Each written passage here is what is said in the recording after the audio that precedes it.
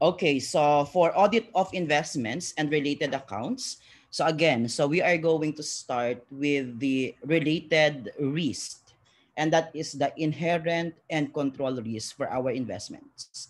And what are those normal circumstances that will cause an error or fraudulent transactions with our investment accounts? Okay, so risk assessment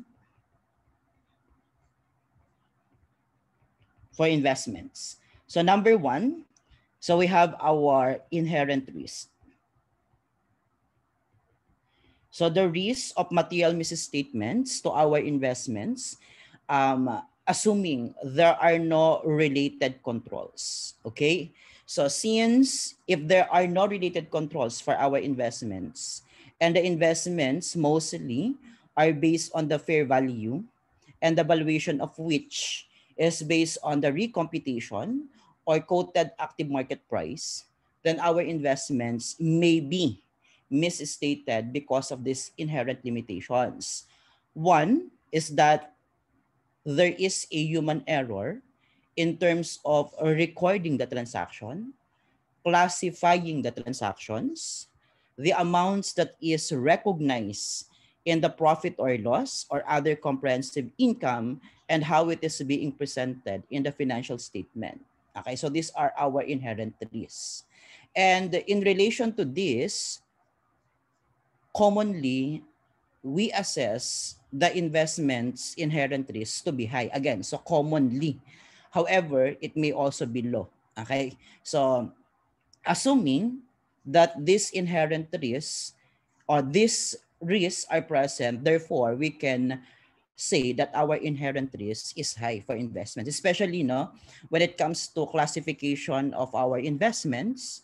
So if the management is wrong in its classification, it follows that the amount reported in the statement of comprehensive income and the statement of financial position for the period and as of the period ending is definitely, it may be wrong. Okay? So that's why we commonly assess the inherent risk for our investment to be high. Okay? So inherent risks, so again, commonly high. And number two is our control risk.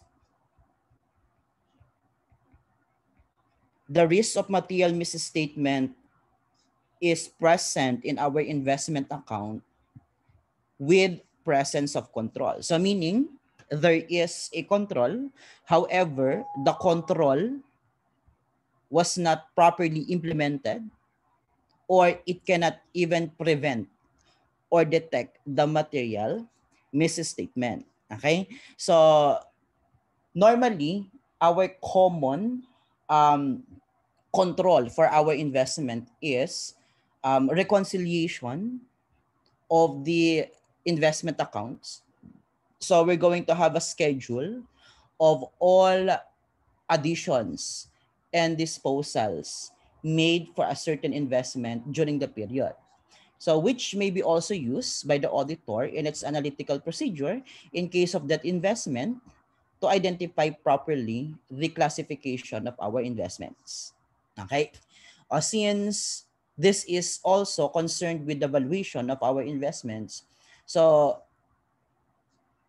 on a timely basis, we check for the valuation of an investment, especially those at fair value, in the active market.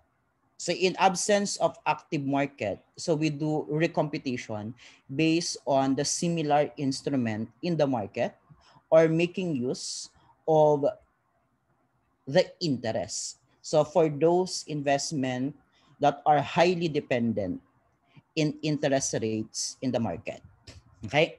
So, well, the assessment of our control risk may be high or low. Okay? So again, so there is no common assessment for our control risk because this is now depending on the controls that is being implemented, of course, designed and implemented by the management. Unlike inherent risk, Whether there are controls or no controls, our basic assumption is there is no control. So there is a high chance that there is a misstatement in our investment account. Okay, so again, so it may be high or it may be low. So depending on how the controls are being designed and implemented. So we can evaluate our control risk based on the information that may be given. So say for example, so we have we have a portfolio. The company does have a portfolio. It was all measured at fair value. So however, when we check for the business model, there should be items that is not to be recognized and classified as at fair value. So we have to check what is the control of the company. So if the company's control is initially to record or investments at fair value and then subsequently reclassify this to another classification, then we can say that the control is not effective, because definitely at the start we have to identify the proper classification of our investments, so which is later on. So when we tackle the valuation concepts and the classification principles that is in congruence with our rights and obligations, so i-discuss natin yon. Okay? So those are the common controls, the common inherent risks that we can identify directly in relation to our audit of investments. And of course, our related assertions. Again, so our assertions are the objectives of the auditors whenever we are validating, substantiating our investments. Okay? So number one is the existence of our investments. Of course, an investment may be classified generally into two. That is an equity investment or a debt investments. So both of which has three classifications. Okay. So for existence of our investments, our main goal here as an auditor is to determine that those investments as of the end of the reporting period really exist. Okay? So, di ba, we need to have this skeptic mind. Okay? So, when we saw investment account in the statement of financial position, our first question, does this investment really exist? And that is pertaining to your existence assertion. Okay? So if that is your question in mind as an auditor, so what will be our related substantive procedures? Of course, so if the investments were not held, if the certificate of investments were not held by the company as of the date of the performance of substantive procedures, then we can do confirmation. Okay? So the same way how we did the confirmation in cash, receivables, inventories. Okay? So however, when we do confirmation for the investment accounts and there is a reply that is received directly by the auditor, so some other informations may also be get. Okay? So in case of an equity investments, so we can identify the percentage of ownership. So this is to identify whether we have significant influence or no significant influence. Okay? So the rate of dividends, in case of dividend income, so this is for preference shares. Okay? The coupon rate of interest or the nominal rate in case of bonds or debt investments, par or the face value of the bonds in case of a debt investments. Okay, so that's why we can recompute. Okay, So the following are the information that is vital in case of we receive a reply from a confirmation of an investment. So although when a reply was received from a trust company, so it may be a bank, a financial institution, or other company, so we are satisfied with the existence of the investment. Okay? It doesn't matter whether, say, for example, um, the amount of the number of shares disclosed in the notes to financial statement is 100,000 shares. However, based on the confirmation letter, it is only 90,000 shares. Okay. So for existence assertions, we are now satisfied. So however, for completeness and valuation assertion, we are not yet satisfied. Okay. So again, so this may be summarized from our confirmation, which we may corroborate with other evidences that we may get, okay, to substantiate the balance of our investment account. Okay, so that is confirmation existence. Okay, aside from confirmation, if we need to validate, so say for example, there is no confirmation letter received for the first time, so we can send another confirmation letter for the second time around. So, pero a confirmation letter for the third time around is no longer acceptable in audit because the timing of our substantive procedures is now being affected. So, we are no longer allowed to perform the third sending of confirmation letter. So, in case, sir, the confirmation letter wala pong bumalik, so we can do analytical procedure. So very important yung ating analytical procedures when it comes to investment because most of our substantive procedures here are analytical procedures. Okay? Since investment account is present only when the company does have an idle cash which is not used in operations, and therefore they wanted to use such cash to generate profit. That's why we have investments. Okay. Analytical procedures, of course, we do recomputation of what? Of income related to our investment. That's the investment income. In case of equity investments, mostly dividends.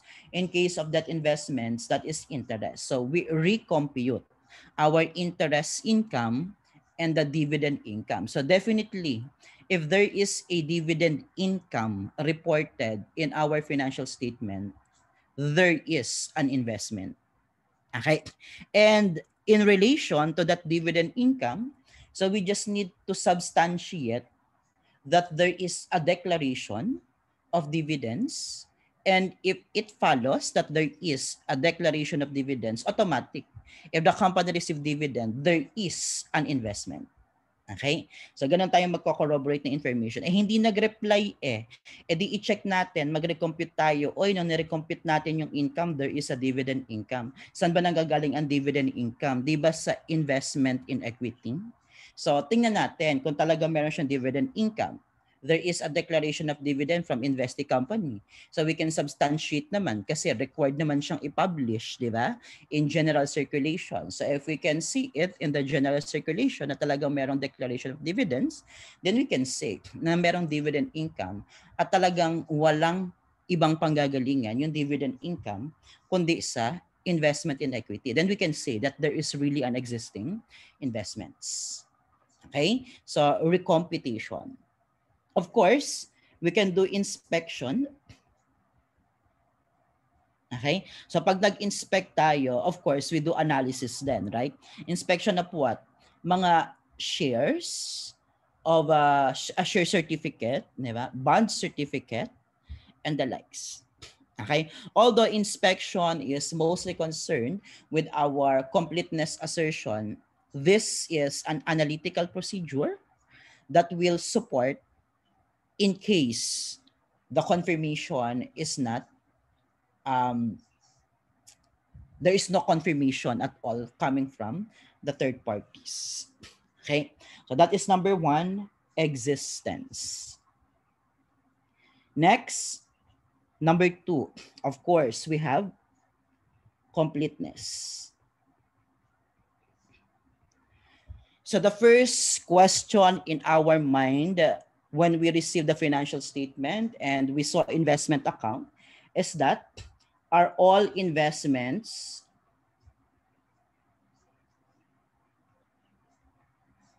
included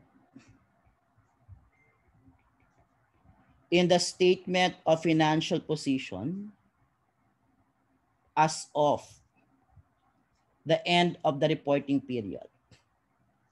Okay? So, lahat ba ng investments ng company, are they included in the statement of financial position as of December 31, 2021? Okay? So, for investments, completeness, of course. So, our main procedure here is to do reconciliation. Anyway, the schedule of the additions and disposals should be coming from the management. So lahat ng nadagdag, lahat ng binenta, meron dapat summary si management, of course. So we have to look for additions and disposals of investments during the period. So dapat they are properly recorded in correct period. So definitely, no? So in correct period naman talaga sila nare-record. So wala naman tayong masyadong problema doon when it comes to disposal of investments. So ang magiging problema natin when it comes to disposal of investments is the recognition of gain or loss that is recognized either in profit or loss or in other comprehensive income. Okay?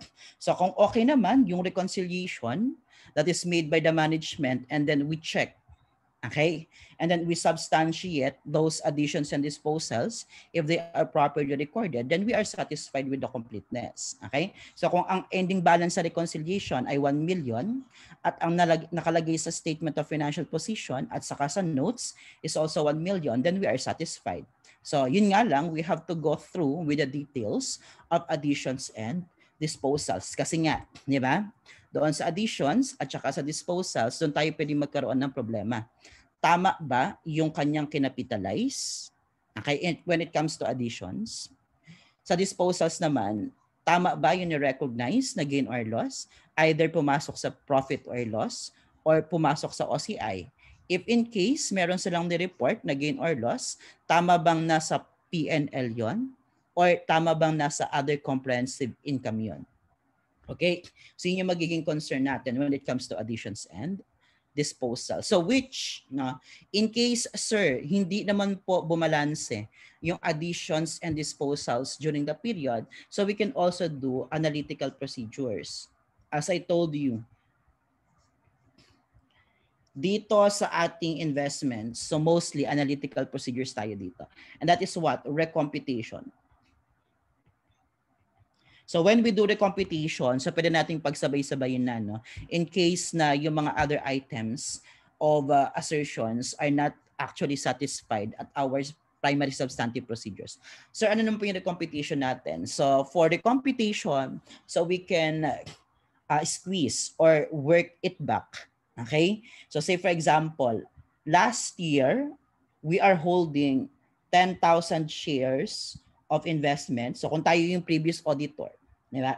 And naka-receive ng 10 pesos per share. So meron tayong 100,000 pesos of cash dividends. Okay? This year, naging 200,000. Okay? So ang una nating titingnan is yung dividend per share. Okay?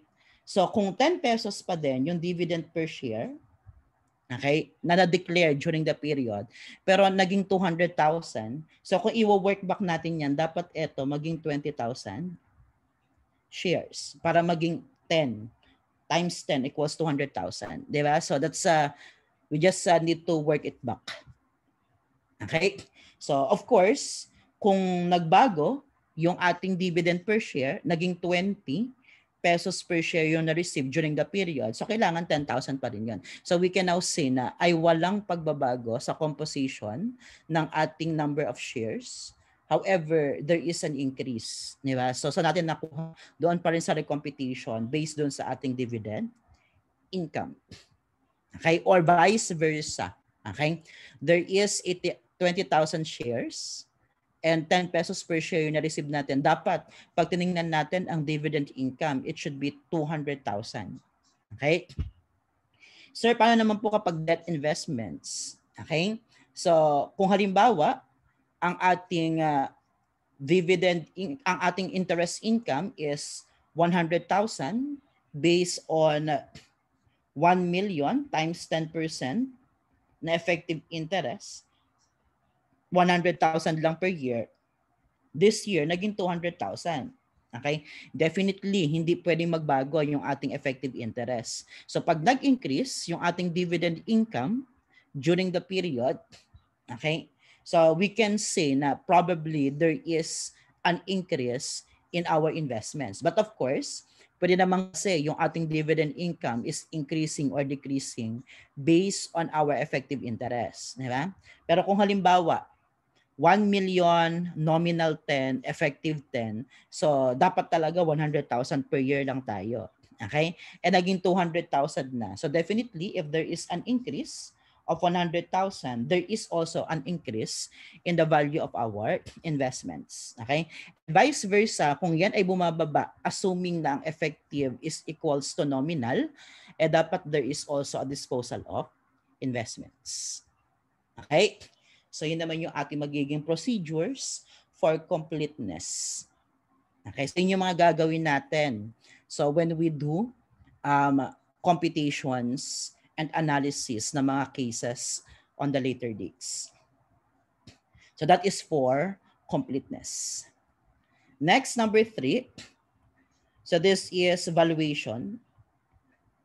So, isasabihin na natin yung classification principles if in case we are auditing on the side of the significant classes of transactions. Okay? So classification and valuation principles. Now, for classification principles, so we have to understand that we have two kinds of investments in general, okay, that the company may report in the statement of financial position. First is the equity investment. So we have at fair value through profit or loss, at fair value through other comprehensive income, and an associate. So which is the distinguishing feature of which is the significant influence. Okay? So wherein the TPL and the TOSI, our criteria, or when we say criteria, so this is where we base our valuation concepts and classification concepts that should be followed by the company. That is our standard. That is PFRS 9. That's our criteria. While for associate, this is PAS number 28. Okay? And the other investment is the debt investment. So which also, we have 3 classifications. So which is the fair value through profit or loss, the fair value through other comprehensive income, and at amortized cost. So wherein our criteria is PFRS 9. Okay? So first, we go with the equity investments. So wherein our main distinction is the significant influence. So again, when it comes to equity, letter A, we have the fair value, those measured at fair value. So which is either fair value through profit or loss, or fair value through other comprehensive income. Okay? So it may be classified as at fair value if there is a insignificant influence. Okay? Insignificant influence in terms of ownership, so that is less than 20%. Okay? So if the percentage of ownership is less than 20%, it is assumed to have insignificant influence unless otherwise stated in the problem that there is a significant influence. So kahit pa 10% at sinabi sa problem that na siya ay may significant influence, then it should not be recognized and classified as at fair value. Okay? So wherein, if there is an insignificant influence, it may be classified as through profit or loss or through other comprehensive income. Or letter B, it may be an associate, so which is there is a presence of significant influence. Okay? So wherein in terms of ownership, it is ranging from 20 to 50%. Okay, so let us now go with the classification of letter A when it is either a TPL or a TOS. Okay, so the first thing that we need to inquire with the management is the way they account for their investment. Okay, so first, titingnan natin ano yung mga present kay company during the time na nag-audit tayo. Okay? So if there is an equity or in form of shares, okay? So the first thing na kailangan nating i-inquire, okay, to properly classify this as either through profit or loss or through other comprehensive income. Okay. So first na kailangan natin i-inquire kay management. Again, through inquiry ito ha. Yung bang investment that is held by the company is held for trading. Other terms na gagamitin or pwede nyong gamitin to inquire is this held for short-term fluctuation in profits. Okay? So trading purposes, it is held for short-term fluctuations in profits. Okay? So pag sinabi ni management or if there is an internal control questionnaire or simply a questionnaire, so sabi ni management, yes, it is held primarily for purpose of being traded. It is for short-term fluctuation in profits. Then it should be classified as through profit or loss. Okay?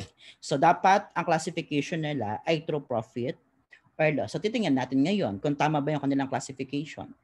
Okay? If the answer is no, it is not held primarily for purpose of being traded, hindi naman siya automatically magiging through other comprehensive income. Okay? So ay hindi po siya for purpose of being traded, sabi ni management. So the next thing na kailangan nating i-inquire is how did you designate the investments? So this is what we call the designation. So required to. Okay? The designation of the investment at initial recognition. So kung hindi siya for trading, you have to designate. Okay? So ang importante sa ating designation is that we have to understand that this is an irrevocable designation. Sir, what is lamenting by irrevocable designation? So meaning, once it is designated either as through profit or loss or through other comprehensive income, it may no longer be reclassified to other classifications. So meaning, forever na siyang magiging through profit or loss until disposal, forever na siyang magiging through other comprehensive income until disposal. So meaning, since there is an irrevocable designation, so reclassification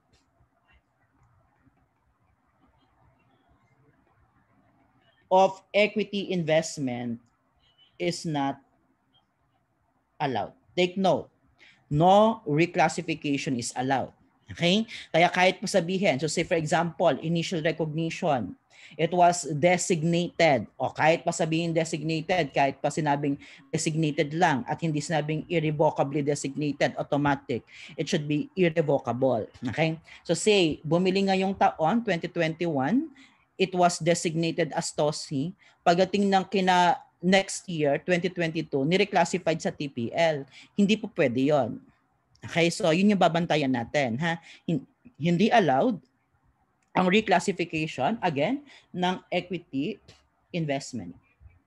Okay, so no reclassification of equity investment is allowed. So the designation is either TPL or TOSI.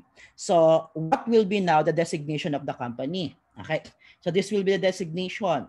So thus the company has an option to elect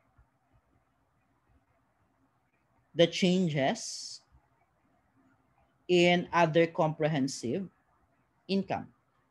Okay? When we say to elect, that is to report, to recognize, okay, the changes in fair value or the changes in our investment in other comprehensive income. So wherein our changes in the fair value may come into two different transactions. Number one is kapag nagbenta ka ng investment. Number two is kapag nag-measure ka at the end of the period. Okay? So, pag tinanong mo ngayon sa investment, do you have an option to elect the changes in other comprehensive income? The answer is yes. And did you recognize or elect the changes in fair value in other comprehensive income? The answer is yes. If the answer is yes, then the classification of investment is through other comprehensive income. Okay? If the answer is no, then it should be through profit or loss. Okay? So siguro eto, pag kayo naging auditor sa this kind of itong decision table na ito, pwede nyo gamitin no, pag kayo nagkaroon ng inquiry.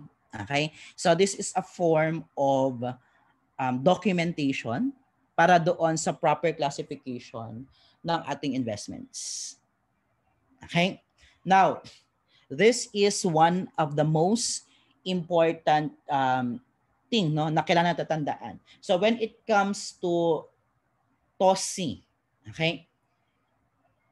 No recycling. Hindi eco-friendly si TOSI kasi no recycling. So, and what is that recycling? So, recycling is the amount recognized in other comprehensive income is transferred to profit or loss. Again, this is not allowed. Okay? However, in case of TOSI, those amount reported in other comprehensive income may be transferred to RE. Yun yung allowed. Okay? Kasi ang OCI is an equity item. OCI to RE, equity to equity, it is allowed. Equity to profit or loss, not allowed. Kasi nga, pahihirapan mo lang daw yung sarili mo. Yung OCI, equity. Yung PNL, i-close mo rin naman sa RE. So, idiretso mo na lang sa RE. Okay? So, again ha, recycling is not allowed. And therefore, in case of TOSI, okay?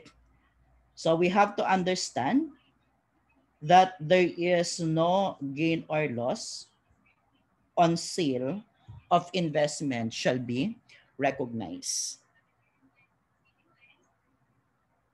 Okay? So hindi po tayo allowed mag-recognize ng gain or loss on sale. So when we say gain or loss on sale, this is also termed as realize. Okay?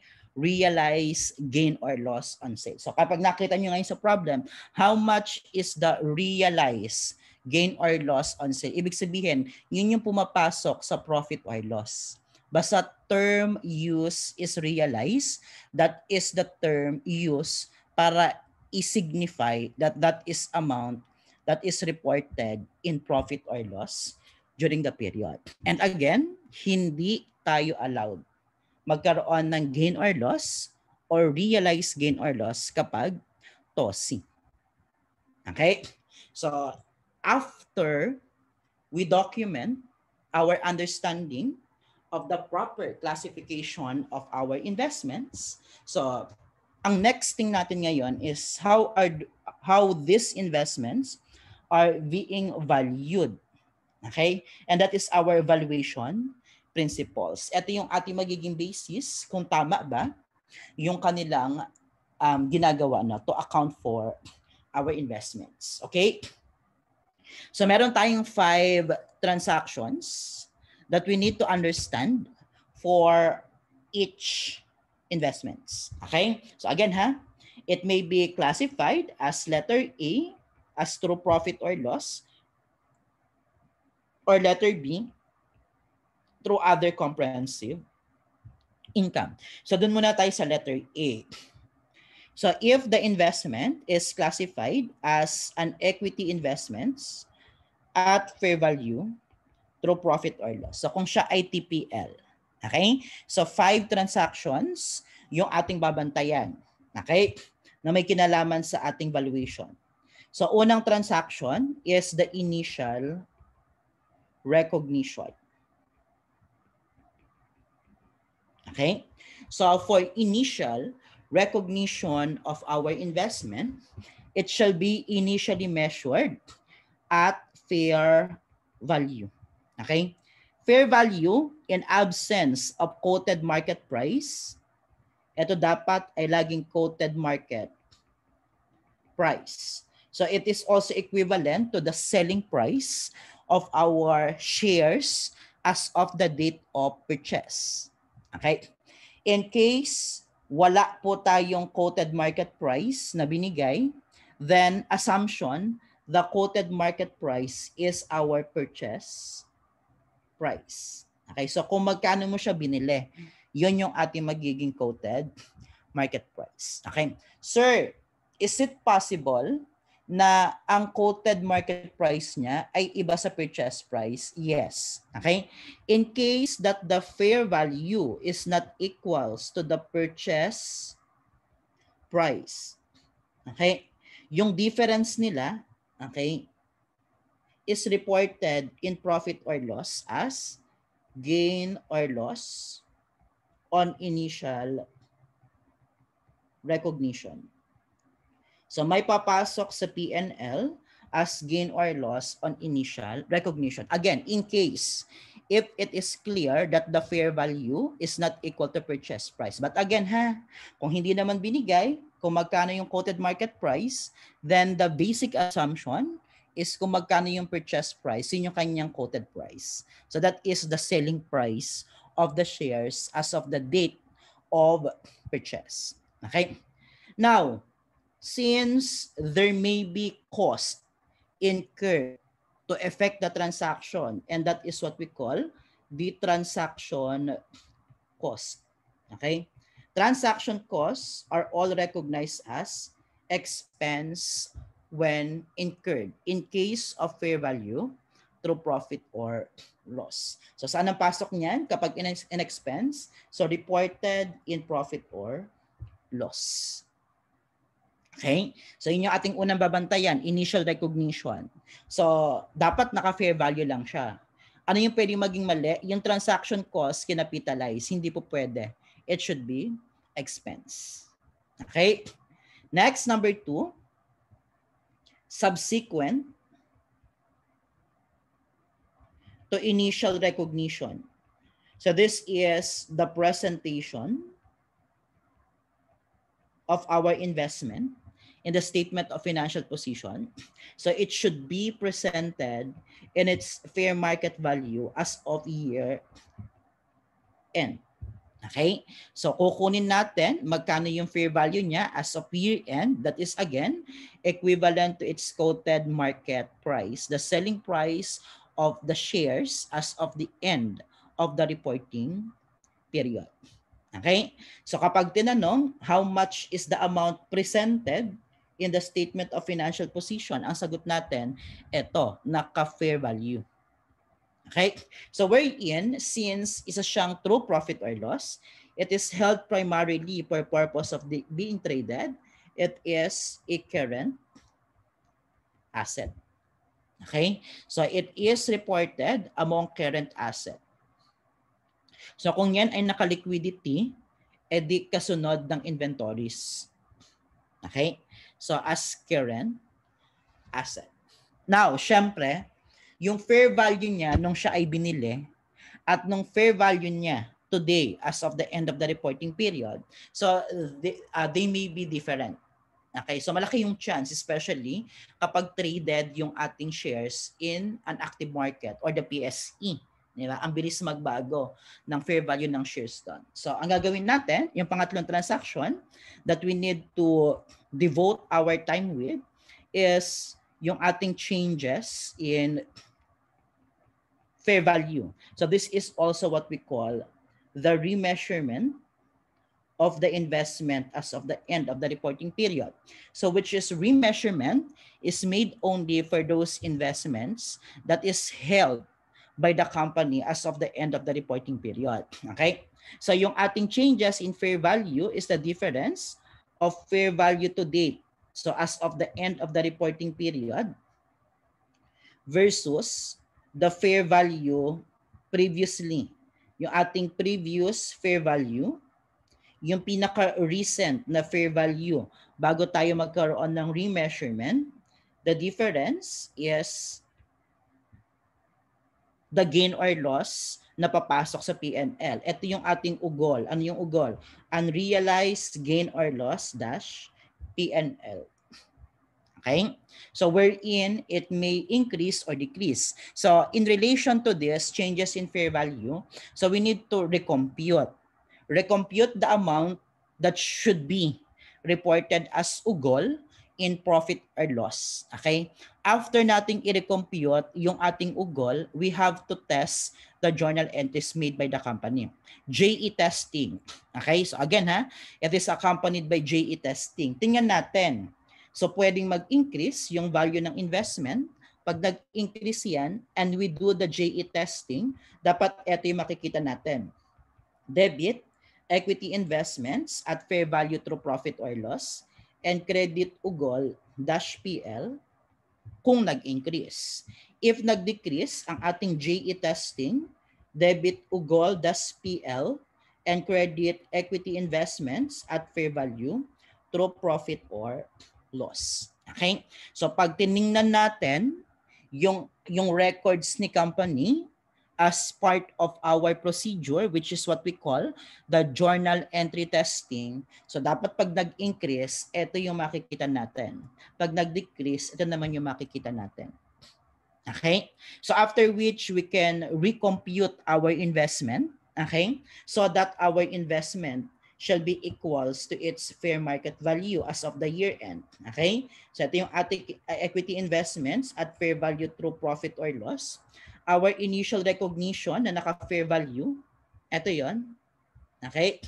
And then, if there is changes in our fair value, halimbawa, nag-increase, edi dapat debit equity investments at fair value. Correct, di ba? So, we are now analyzing, we are now doing substantive procedures via analytical procedure. So, ito dapat ang balanse ng investment. So, dapat pag chinek natin yan via analytical procedure, it is always, again, always equals to fair value at year end. So, lagi siya naka-fair value at year end. Okay, so again, that is an analytical procedure. So as I told you, lagi naka-analytical procedure, right?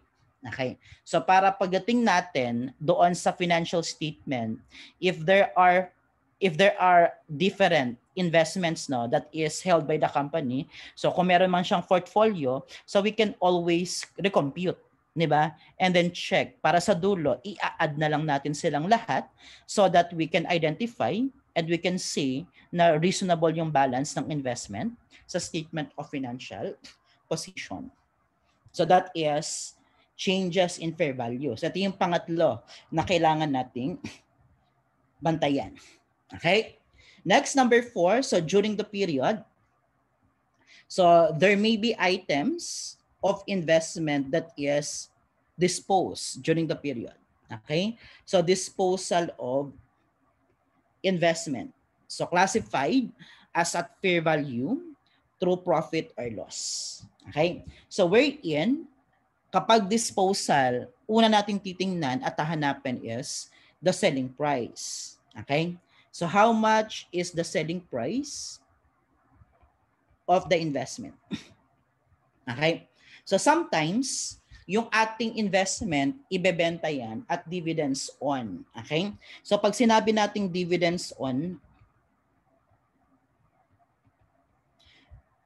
the total proceeds includes the dividends that we're supposed to receive. Okay? So say for example, September 1, declared 2 pesos per share dividends. Okay? Tapos, October 31, hindi pa nabibigay yung dividend per share. Declared pa lang yan. Okay? October 31, sold the shares at sabihin natin 25 pesos per share. So kung ibinenta yung dividend ay yung ating shares na hindi pa natin na-receive yung dividend, so it is called dividends on. So yung 25 pesos is actually composed of two, the selling price and the dividends. So which is ang dividends ay 2 pesos. So ang selling price mo lang talaga ay 23 pesos. Okay? So yun yung kailangan natin, the selling price. Okay? So kung hindi naman siya naka-dividends on, edi walang problema. The proceeds is equals to selling price. Okay? So ang babantayan natin dyan is yung dividends. Okay? So yung dividends. So the selling price versus the previous fair value of the investments. So bago siya ibenta, yung pinakahuli, the recent previous fair value. Okay? So the difference is the gain or loss. Ito yung ating realize. Again, guys, pag sinabi nating realize gain or loss on sale, so this is always reported in profit or loss. Okay? So meron tayong recomputation. So we have to recompute yung ating realized gain or loss. Okay, so pwedeng gain yan, pwede rin namang loss. So of course, debit tayo ng cash. So this is the total proceeds. Credit equity investments at fair value through profit or loss. And credit tayo ng gain on sale. This is our realized in case of gain. So when we do the JE testing, debit tayo ng cash, debit naman tayo ng loss on sale and credit equity investments at fair value through profit or loss. Sir, in case meron po tayong dividends on, the 2 pesos per share shall be recognized as dividend income. So wherein, kung date of declaration, meron ka ng inentrada na debit dividend receivable and credit ka ng dividend income, okay na yan. Meron ka ng dividend income. Nung na-receive mo yung 2 pesos per share, okay, eto ha, nung na-receive, you debit cash na lang at saka dividend.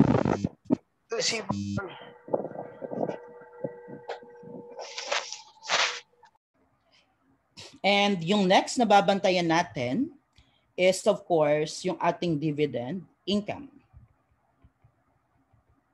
Dividend income. So this is our related accounts now. So this is also our investment income. Okay? So kaya pag tinanong, how much is the investment income?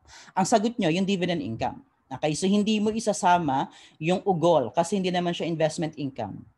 Okay? So ang investment income natin for an equity investment is dividends. Okay? So of course, a dividend shall be recognized as a dividend income generally. Okay? So letter A, it may be a cash dividends. Okay? So kapag cash dividends, so upon receipt, debit ka ng cash and credit dividend income. In case, halimbawa dito is declared and paid. Okay? So okay naman kung declared, debit ka dividend receivable, credit dividend income. Upon receipt, debit cash, credit dividend receivables. So a dividend income shall be recognized for a cash dividends. Letter B, a property dividend. So for a property dividends, that is debit asset, the property declared as dividends, and credit dividend income. Okay? So pwede namang debit ka ng dividend receivable and credit ka ng dividend income. So upon actual receipt, debit asset, kung ano man yung asset na receive, and credit dividend receivable. So yun nga lang, kapag property dividends, the amount of dividend income to be recognized is equivalent to fair value of the property declared as dividends. Always at fair value of the property declared as dividends. Okay? And letter C, so it may be a share dividend. So for a share dividend, wala tayong i-recognize na income because this is affected only by a memo entry. So what will be the effect? Increase in number of shares. Okay? Pero yung ating total cost, total value of investment as of the date of declaration until distribution does not change. Okay? So eventually, yung ating value per share will decrease kasi yung ating number of shares will increase. Okay? So, sir, paano po natin ma-realize yung dividend, share dividend? So, well, actually, since our number of shares increase and our per share decrease, kapag tayo ay nag-recognize ng changes in fair value as of the end of the reporting period, well, nare-realize siya or pumapasok siya as income through ugol na.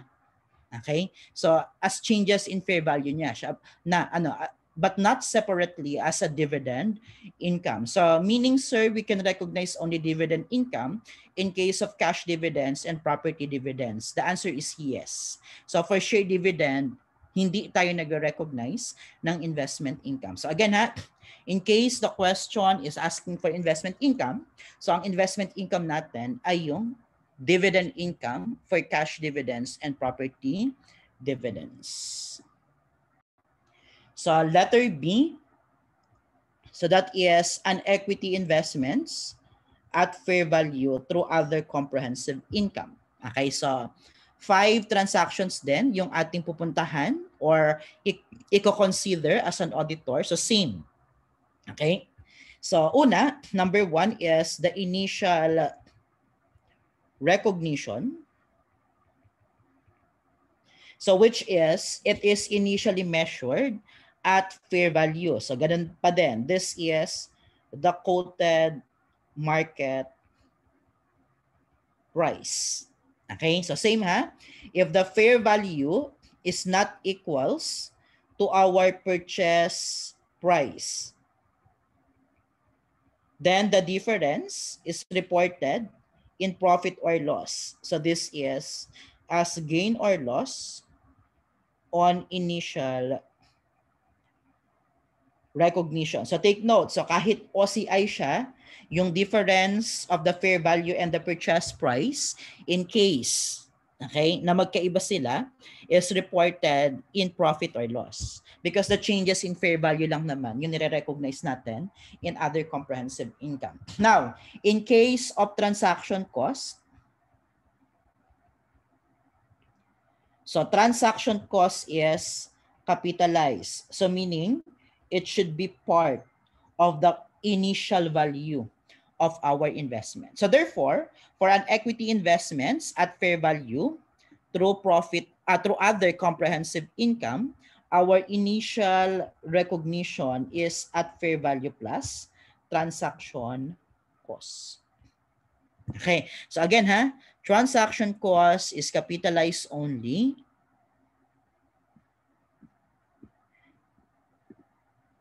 upon initial recognition. Okay, so subsequent transaction costs, whether TPL or TOSI, they are no longer capitalized and they are recognized as expense. Okay, that's our initial recognition. Next, number 2.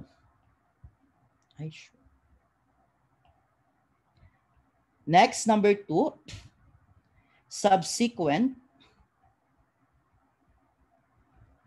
to initial recognition. So this is also our presentation.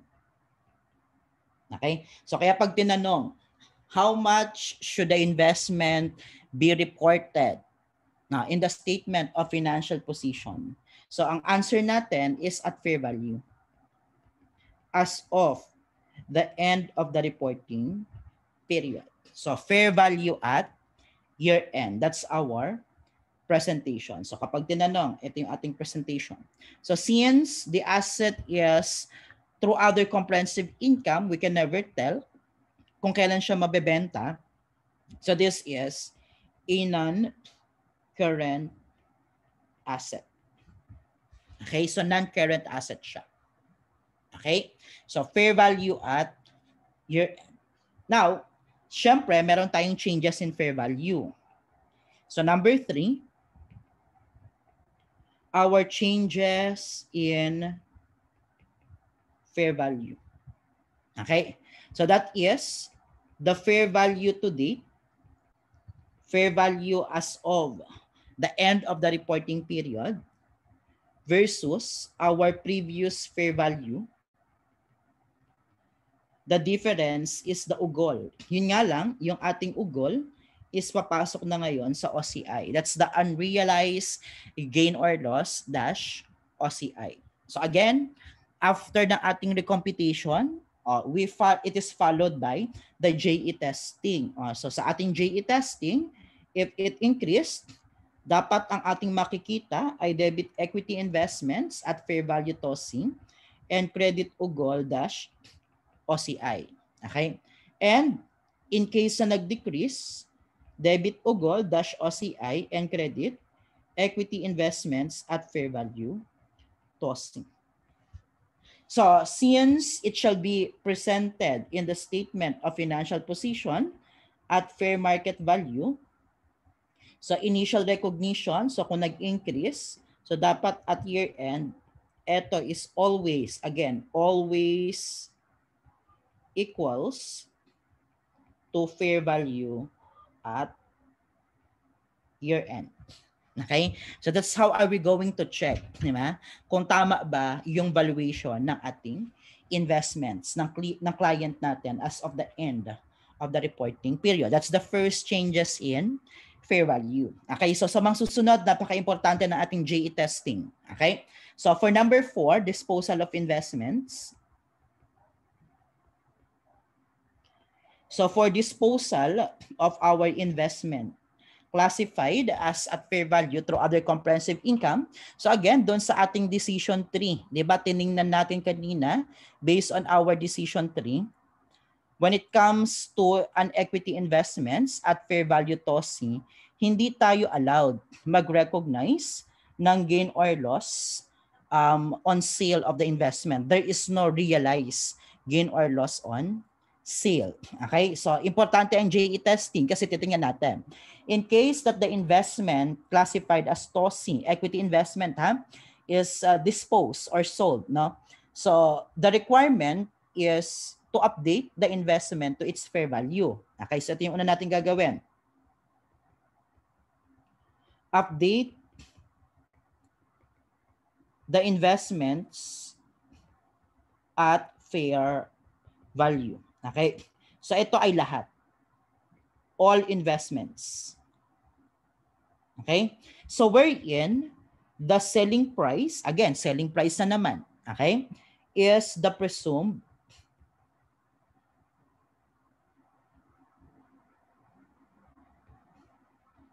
fair value. Okay? So kung magkano ang bentahan ngayong araw, yun yung ating magiging presumption. This is the fair value of the shares today. So again, ang i-update lahat ng investment. So meaning, if you have 100,000 shares, ibinenta ang 10,000, today ang i-update natin yung buong 100,000 shares. Okay? So wherein, yung ating changes in fair value is reported in other comprehensive income. Okay, so kailangan pumasok muna siya sa other comprehensive income. Okay? Tsaka natin i-record yung sale. Okay? So again, today, yung ating total presumed fair value, so that is the total number of shares times the selling price per share today versus yung total previous fair value, yung pinaka-recent fair value bago tayo magbenta. Okay? So this is UGOL OCI. Ito siya ha. Dapat pumasok siya sa OCI. So makikita natin dyan yung ating normal na adjustment sa ating fair value. So pwede mag-increase debit equity investments at fair value TOSI and credit ka ngayon ng UGOL OCI. So pwedeng mag-decrease debit UGOL OCI and credit equity investments at fair value TOSI. So kapag nag-JE testing tayo, ito yung first na una nating hahanapin. Okay? Yung ating changes in fair value. The next is to record the sale. So which is yung sale.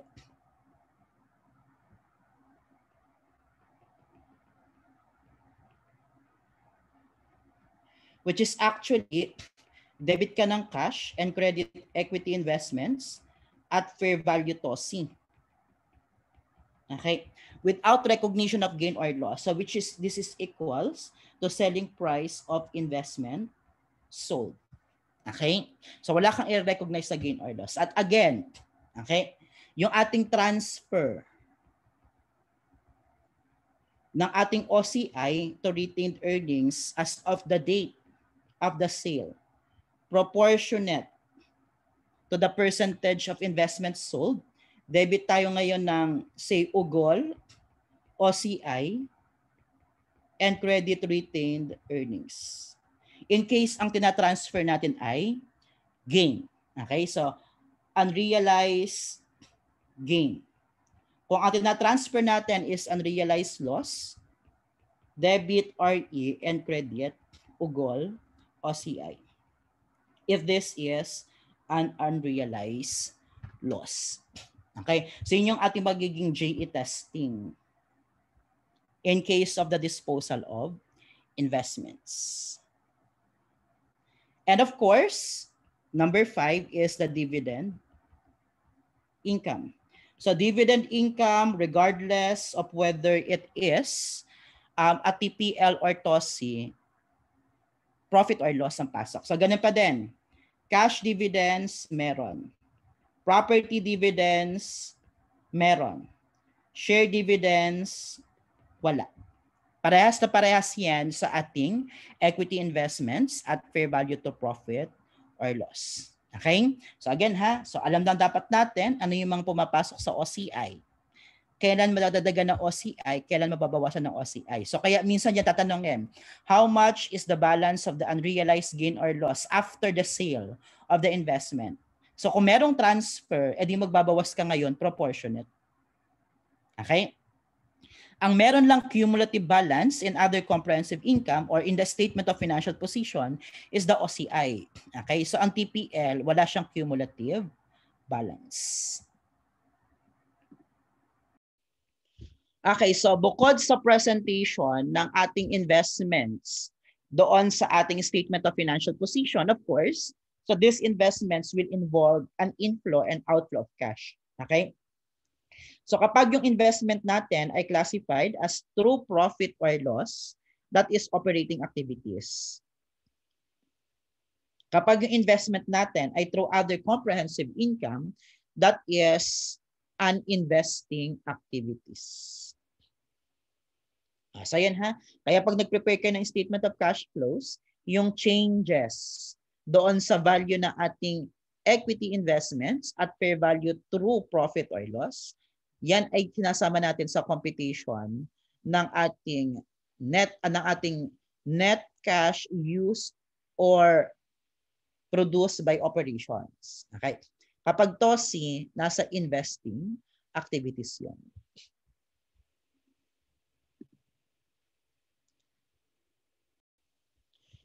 So for case number 1, on January 1, 2019, Backstreet Company purchased 15,000 shares of NSYNC for 600,000.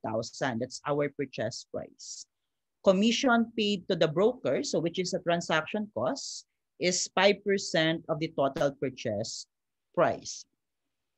On December 31, 2019 and December 31, 2020, the shares were quoted at 50 and 52 pesos per share, respectively. And on January 3, 2021, all of the 15,000 shares were sold at 62 pesos per share. Commission paid for the sale amounted to 50,000. So at what amount should the equity investments be initially recorded at? So for number 1, kung sila ay classified as TPL or TOSI, so the fair value of our investment on January 1, 2019, so ito yung 600,000. So given na yung 600,000. Okay? So that's the fair value. Okay? So for number 1, if TPL siya, ang answer natin is 600,000. Okay? So transaction cost is equivalent to 5% of the total purchase price. That's 30,000. So ito yung fair value plus transaction cost. So kung isa naman siyang TOSI, ang sagot natin ay 630,000. So again, so for number 1, kung yan ay TPL, that's 600,000. For number 1, kung yan ay TOSI, that's 630,000. So talagyan ko na lang siya ng label 1A and 1B. Next, for number 2, how much is the unrealized gain or loss recognized in its December 31, 2019 profit or loss? So kapag TPL, may papasok sa P&L. So kapag TOSI, wala. So definitely our answer para sa 2B ay 0. So that is fair value as of 12/31/2019. That's 15,000 shares. At the end of 2019, it is quoted at 50 pesos per share. So that is 750,000. Fair value nung January 1, 2019, that's our previous fair value. And that is 600,000. So meron tayong UGOL-PL. So meron papasok sa P&L as unrealized gain or loss. Ito ang sagot natin sa 2A. Okay? So no UGOL-PL if FB OCI. Kasi dapat nasa TOSI. So ang sagot naman natin ay 0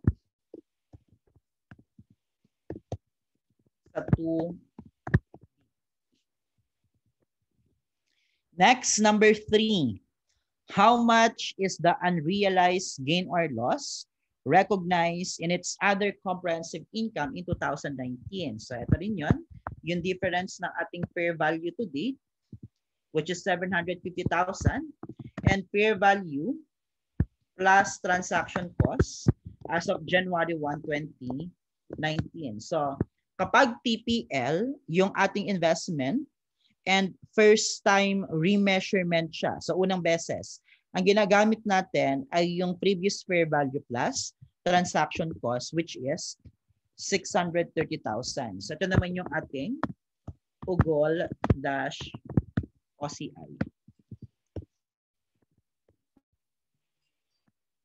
That's 120,000. So ito naman yung sagot natin sa 3B. Okay, so sa 3A,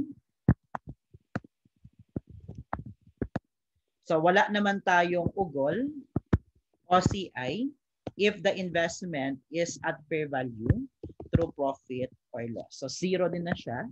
This is our answer para sa 3A. And then this is our answer para sa 3B. So ang meron lang cumulative is the OCI.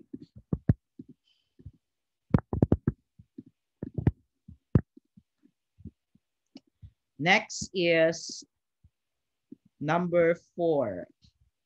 How much is the cumulative unrealized gain or loss in its other comprehensive income as of December 31, 2019?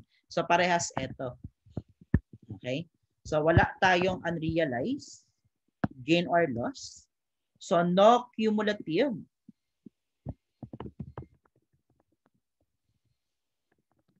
balance if through profit or loss. Okay.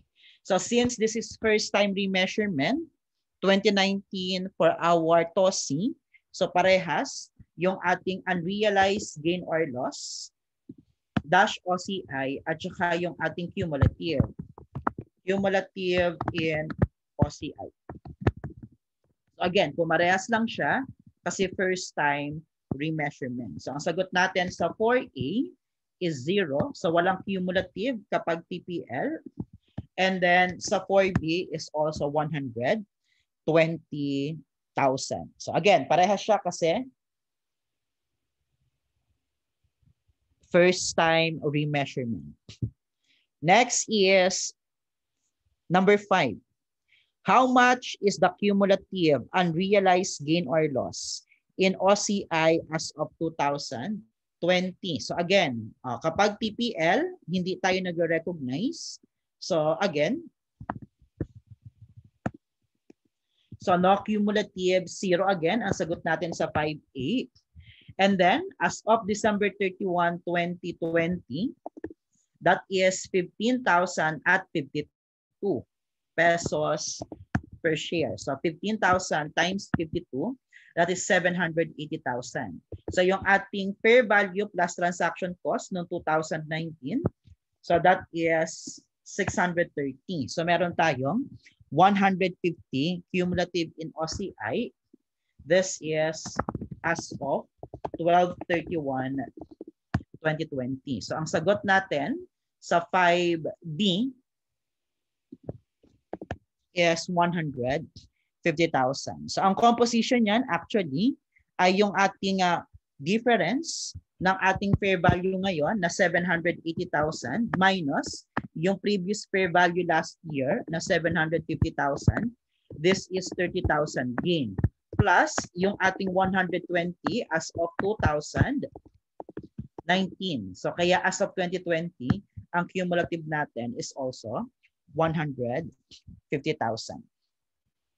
Next, number 6. How much is the realized gain or loss in profit or loss as a result of sale of investment on January 3, 2021? So ibinenta yung ating investments, 15,000 shares at 62, merong commission paid for the sale, 50,000. And yung 50,000, that is a cost to sell. Diba? So that is a cost to sell. So to answer number 5, yung ating selling price, lahat naman ibinenta. Okay? So that is 15,000 shares at 62 pesos per share. 15 at 62. That's 930,000. Yung ating previous fair value, so which is 12/31/2020, ito yung 780,000. Okay? Ito yung ating gain on sale.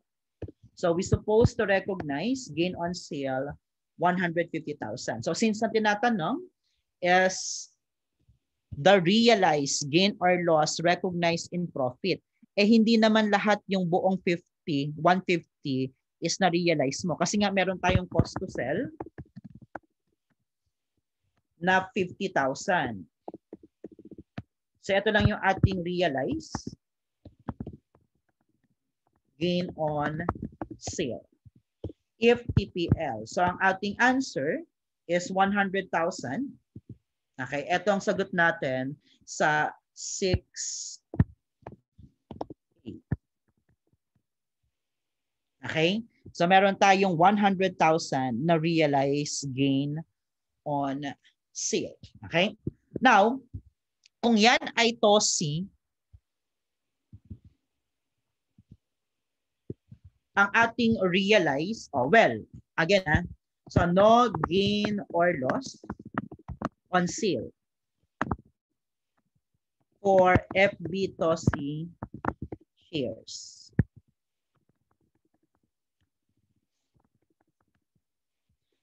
So wala tayong i-recognize na realized gain or loss on sales. So wala tayong ganito. Okay? So hindi tayo magko-compute ng 150,000. Okay? Kasi di ba magkakaroon tayo ng adjustment. So kung titingnan natin ang journal entry ng TOSI, supposedly yung 930 minus 780,150, that's equity investments at fair value TOSI. And credit tayo ng UGOL dash OCI.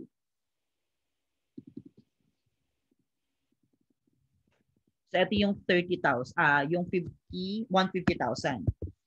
Okay? Tapos, another entry shall be made para doon sa ating cost to sell, which is yung 50,000 of commission. So meron tayong commissions expense. And credit tayo ng cash. So we pay cash of 50,000. Okay? O ito yung ating magiging JE testing para sa ating FB TOSI shares. O since ang tinatanong is realize gain or loss on sale, realize gain or loss recognized in profit or loss as a result of sale of investment. So hindi tayo mag-recognize ng 150,000 as gain on sale minus 50 para makuha yung ating realized gain on sale. Kasi yung 150 pumasok muna yan sa OCI. Diba? So after which, yung 780 magiging 930. Eh meron tayong cost to sell. Again itong commissions expense, this is a cost to sell.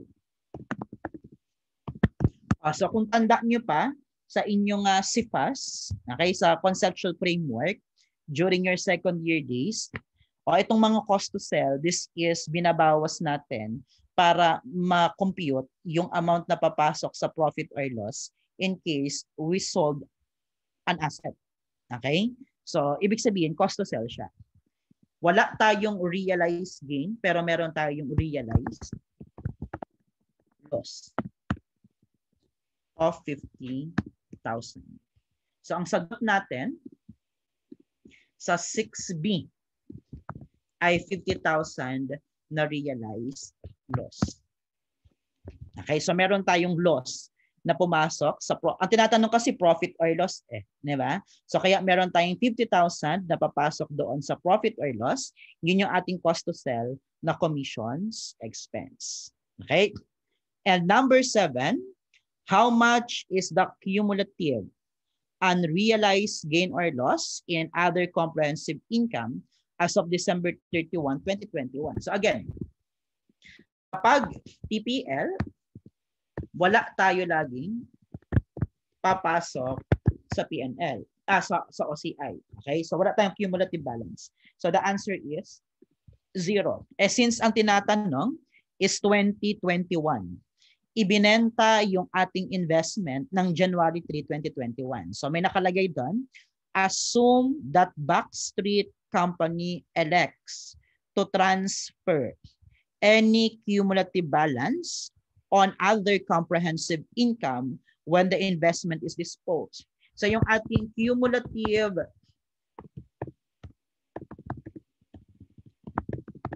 balance in OCI as of January 3, 2021. So ito yung 150,000 as of 2020. Ito, di ba? Plus yung 150,000 na ugol OCI, 150 ulit. So ang cumulative natin, 300. This is as of January 3, 2021. Ang tinatanong is as of December 31, 2021. Lahat ng 15,000 shares ay ibinenta. Okay? Nung inentradahan natin, debit tayo ng cash, that is 930,000. and credit equity investments at fair value TOSI, 930,000 din. Ito yung ating entry for sale of our investment. So after nating mag-adjust, kasi yung 780 plus 150, automatic 930. Correct, di ba? So after neto, the company elect to transfer the cumulative balance na 300. So i-entradahan natin yon as debit ugol dash OCI and credit retained earnings. So meron pumasok sa RE since the company transferred the cumulative balance na 300,000 sa retained earnings. So ibig sabihin, pagdating ng end of 2021, wala na ring balanse. Okay? So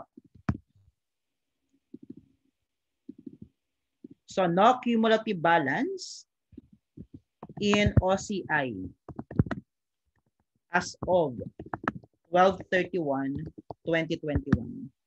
Okay? So ang reason, kasi na-transfer na. Okay? So the cumulative balance was transferred in RE. So kaya ang sagot natin ay parehas 0 sa number 7. Okay? So sir, ibig sabihin po pala, kung hindi nagta-transfer si company ng cumulative balance sa OCI, papuntang RE, so meron pa rin siyang balance? Yes. Kung hindi siya nag-transfer, ito ang sagot natin, 300,000. Okay, so kung hindi nag-transfer. O since it was stated, the company's policy is to transfer any cumulative balance, then our answer is 0. Bakit? Kasi lahat ibinenta, di ba? So 100% ita-transfer na natin sa RE.